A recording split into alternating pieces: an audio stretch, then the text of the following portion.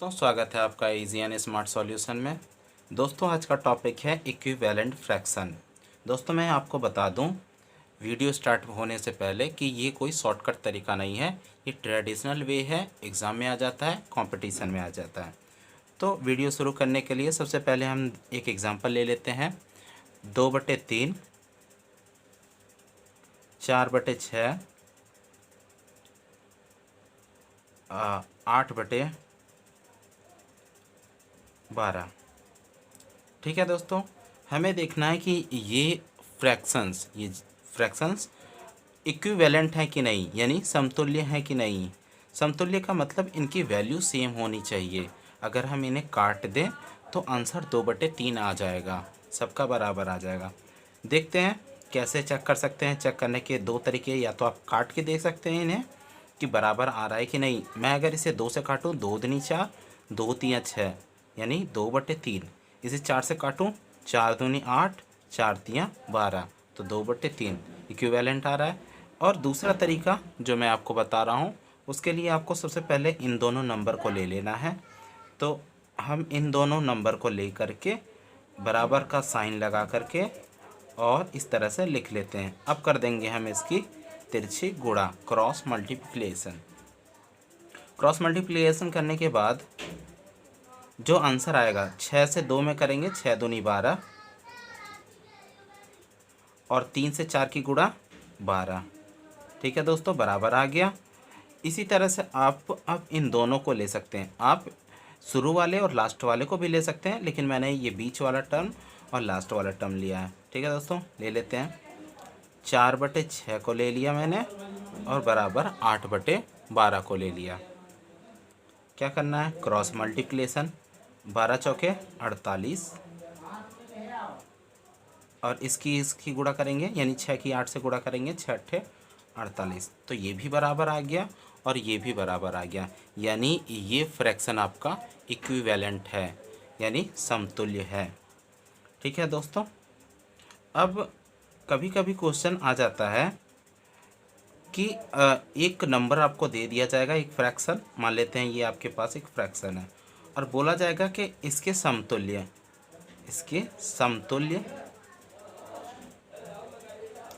4 भिन्न और बताओ, 4 भिन्न और बताओ, यानी 4 फ्रैक्शन और बताने हैं आपको। समतुल्य का मतलब इक्विवेलेंट फ्रैक्शन बताने हैं आपको 4 और, जिसकी वैल्यू इसके समान हो। तो क्या करते हैं, हम एक नंबर से इसके न्यूमरेटर और डिनोमिनेटर में मल्टीप्लाई कर देते हैं।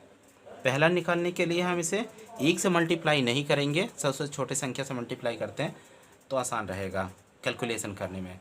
तो हम 2 से मल्टीप्लाई करेंगे, क्योंकि 1 से करेंगे तो वही वैल्यू आ जाएगी। तो 2 से करते हैं, 2 से इधर मल्टीप्लाई और 2 से डिनोमिनेटर में मल्टीप्लाई, इसे हर कहते हैं हिंदी में।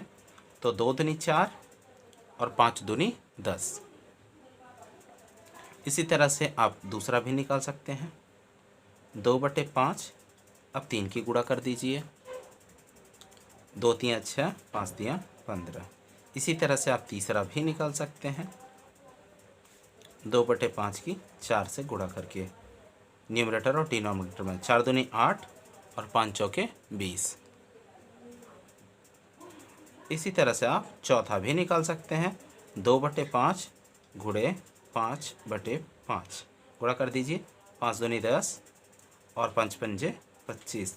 तो ये आपके 4 इक्विवेलेंट फ्रैक्शन आ गए। ठीक है दोस्तों, तो इस तरह से आप इक्विवेलेंट फ्रैक्शन निकाल सकते हैं। दोस्तों एक टॉपिक और इसी में आ जाता है, कभी कभी मिसिंग फ्रैक्शन दे देता है, यानी फ्रैक्शन एक उसमें से गायब रहता है, या तो न्यूमरेटर या तो डिनोमिनेटर। तो हम उसे कैसे निकालते हैं, एक एग्जांपल ले लेते हैं छोटा सा। मैं ले लेता हूँ 2/3 का ही ले लेता हूँ, छोटा सा एग्जांपल, ताकि आसानी से समझ में आ जाए आपको। अब ये संख्या, ये नेक्स्ट आपका एग्जांपल हो गया, ये संख्या आपको दे देगा, यहाँ पर बॉक्स दे देगा और यहाँ पर 9 लिख देगा, 12, और यहाँ पर आपको बेल खाली दे देता है। ठीक है दोस्तों, अब आपको बताना है कि यहाँ पे या यहाँ पे कौन सी संख्या आएगी। अगर मैं दोस्तों एक शॉर्टकट तरीका है, अगर मैं यहाँ पे 3 की गुणा करूँ तो 3 तिया 9 हो जाएगा, और इसी तरह से इसमें 3 की गुणा करूँ तो 2 तिया 6 आ जाएगा। अब 2 में अगर मैं 6 की गुणा करूँ तो 6 की करूँ तो 12 हो जाएगा, या यहाँ पे कर दें 6 की 2 से कर दें तो 12 आ जाएगा, और 9 की 2 से कर दें तो 18 आ जाएगा। ठीक है दोस्तों, इस तरह से निकाल सकते हैं।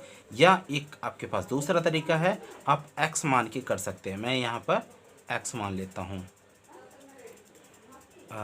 2/3 लिख लेता हूँ एक बार, और यहाँ पे बॉक्स की जगह मैं x लिख लेता हूँ, यहाँ पर मैं 9 लिख लेता हूँ।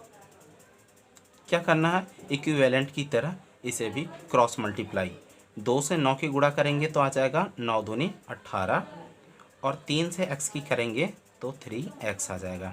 ठीक है दोस्तों, अब 3 जो है 18 के नीचे पहुंच जाएगा डिनोमिनेटर में, 3 इस तरह से पहुंच जाएगा डिनोमिनेटर में, क्योंकि यहाँ पे मल्टीप्लाई होती है तो इधर आकर के डिवाइड हो जाता है इक्विवेलेंट के दूसरी, इक्वल के दूसरी तरफ। अब इसे काट दें, 3 एक कम 3, 3 छके 18, तो 6 आ गया, x की वैल्यू 6 आ गई।